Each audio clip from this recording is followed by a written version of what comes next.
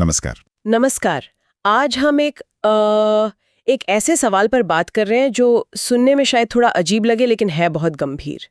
सवाल ये कि अगर अंटार्कटिका की, अब सोचिए, सारी बर्फ पिघल जाए तो क्या होगा। हमारे पास जो सामग्री है वो इसी चौंकाने वाली संभावना को देखती है। हाँ, नमस्कार। और ये सिर्फ कोई दूर की कल्पना नहीं है। अंटार्कटिका हम सब जानते हैं, धरती का सबसे ठंडा महाद्वीप। दुनिया की लगभग 90% बर्फ वहीं है और करीब 70% ताजा पानी भी। सोचिए जरा, इतना पानी, इतनी बर्फ। बिल्कुल। तो ये स्रोत इसी विशाल बर्फीली चादर के भविष्य पर और हमारे ग्रह पर इसके असर पर ही केंद्रित है। तो चलिए इस विश्लेषण में थोड़ा और गहरा उतरते हैं, देखते हैं ये आंकड़े, ये चेतावनियां क्या कहती हैं। सबसे पहले तो ये पिघलने का पैमाना कितना बड़ा हो सकता है ये? हाँ, ये सबसे चौंकाने वाली बात है शायद। स्रोत कहता है कि अगर सारी बर्फ पिघल गई ना, हाँ, तो समुद्र का स्तर सी लेवल करीब 58 मीटर तक बढ़ सकता है। 58 मीटर, ये तो करीब 190 फीट। यकीन करना मुश्किल है।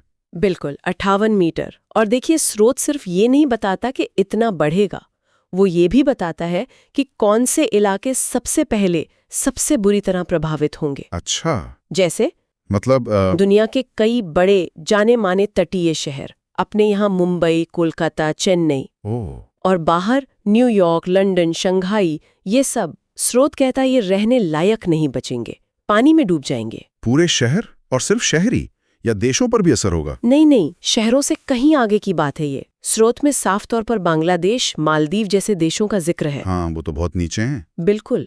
और कई प्रशांत द्वीप राष्ट्र हैं, उनका तो शायद अस्तित्व ही खत्म हो जाए। और भारत के लिए भी, जैसा मैंने कहा, एक बहुत बड़ा तटीय हिस्सा पानी के नीचे चला जाएगा। इससे तो करोड़ों लोग प्रभावित होंगे, उनका विस्थापन। हाँ, करोड़ों लोगों का विस्थापन, उनकी जिंदगी, उनकी संस्कृति, सब पर असर।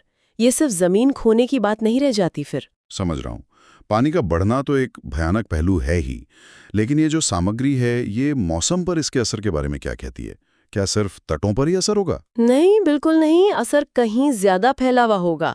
देखिए, जब इतना सारा ताजा पानी समुद्र में मिलेगा, हाँ, तो वो समुद्री धाराओं को, ओशन करंट्स को बदल सकता है, और इन करंट्स का सीधा असर पूरी दुनिया के मौसम पे पड़ता है। अच्छा, तो मौसम और ज्यादा बिगड़ सकता है? हाँ, कह सकते हैं। हमें शायद ज्यादा तीव्र, ज्यादा अप्रत्याशित मौसम का सामना करना पड़े। कहीं भयानक सूखा तो कहीं एकदम विनाशकारी बाढ़। और गर्मी? हीट वेव, जो जानलेवा गर्म हवाएं होती हैं, वो शायद ज्यादा आम हो जाए। इससे खेती पर बहुत बुरा असर पड़ेगा, पानी की किल्लत बढ़ेगी। स्रोत तो ये भी इशारा करता है कि कुछ इलाके शायद इंसानों के रहने लायक ही ना बचे। बाप रे। और जाहिर है प्रकृति पर भी असर पड़ेगा। अंटार्कटिका के अपने जीव जंतु, पेंगुइन, सील वगैरह, उनका भविष्य तो सीधे सीधे खतरे में है ही। उनका तो घर ही वो बर्फ है। लेकिन जैसा कि स्रोत जोर देता है, ये सिर्फ अंटार्कटिका के जानवरों की बात नहीं है। ये पूरी पृथ्वी के इकोसिस्टम को, पारिस्थितिकी तंत्र को अस्त व्यस्त कर सकता है।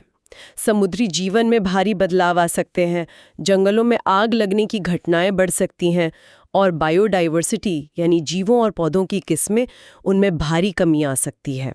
ये एक ग्लोबल संकट होगा। ये सब सुनना वाकई में बहुत डरावना है, पर क्या ये सच में हो सकता है?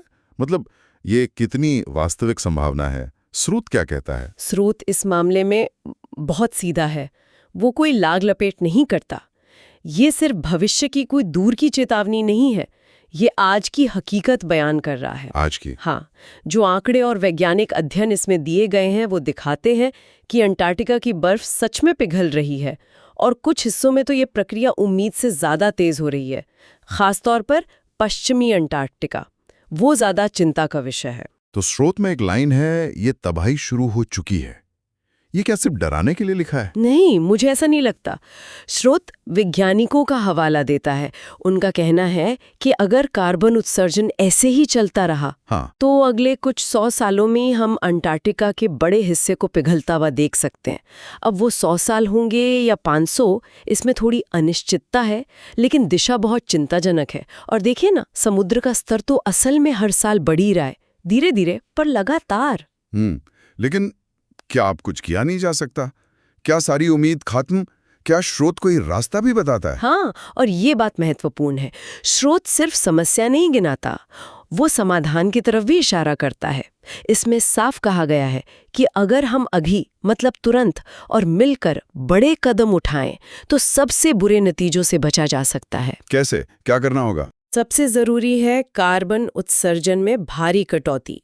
मतलब जो हम कोयला, तेल, गैस जलाते हैं उस पर निर्भरता कम होनी होगी। अच्छा। और तेजी से नवीकरणीय ऊर्जा जैसे सौर ऊर्जा, पवन ऊर्जा, इनको अपनाना होगा। अच्छा, ऊर्जा का बदलाव। और कुछ? हाँ।